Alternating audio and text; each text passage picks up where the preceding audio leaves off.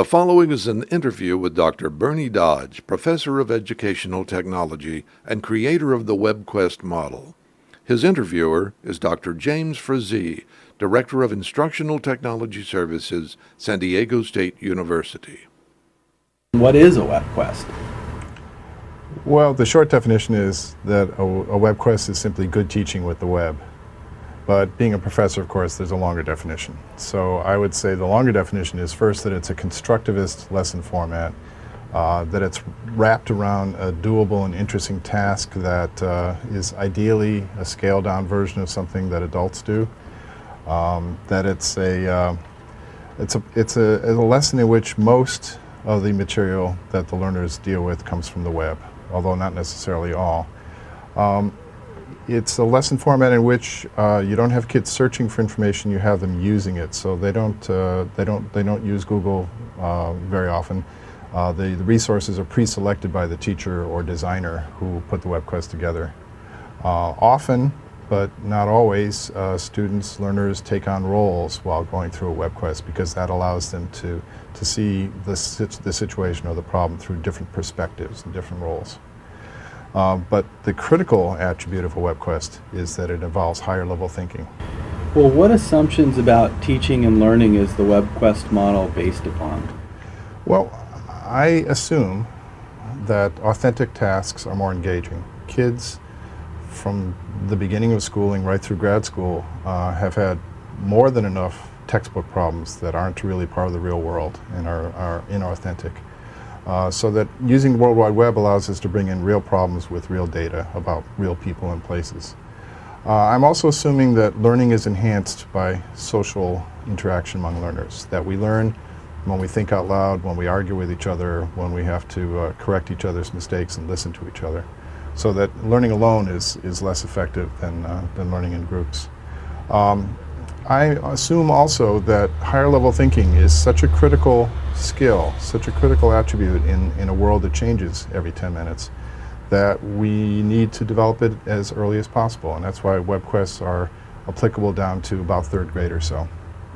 And another assumption I make that's sort of baked into the format itself is that uncertainty is not always a bad thing, that a certain amount of uncertainty and doubt is instructionally useful. So a good Webquest is one in which the learners are given a problem that initially seems out of their reach and may seem sort of doubtful that they could ever complete it. But then you throw enough support at them so that they can do that.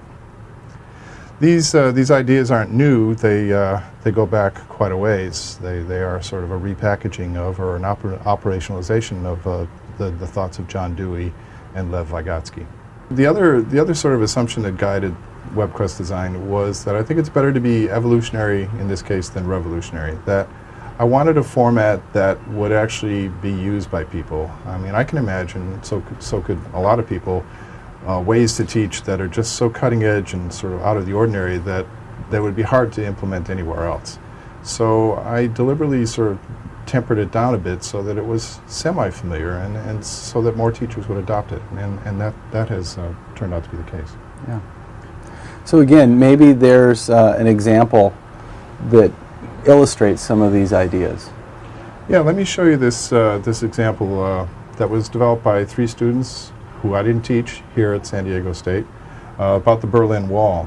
And the idea is that instead of treating the Berlin Wall and that period of history as just isolated facts, that the users of this lesson will act as if they were people living in East Berlin and West Berlin, and they'll work together in pairs, creating what are called parallel diaries.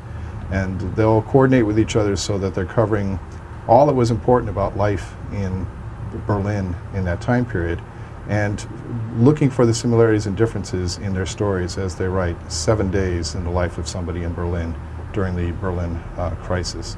So if you go through the Webquest, you see that it comes with predetermined, pre-selected good resources that are readable by kids for whom this was intended. This, I believe, is a high school Webquest. And that they are given explicit directions on what the deliverable is and explained, they're explained what a parallel diary is. And the designers of this Webquest put in some constraints around it, saying, you know, we want you to talk about the city conditions, we want you to talk about food and family and the checkpoints and all of the sort of fine points of what life in Berlin was like at that point, to make sure that they cover those bases.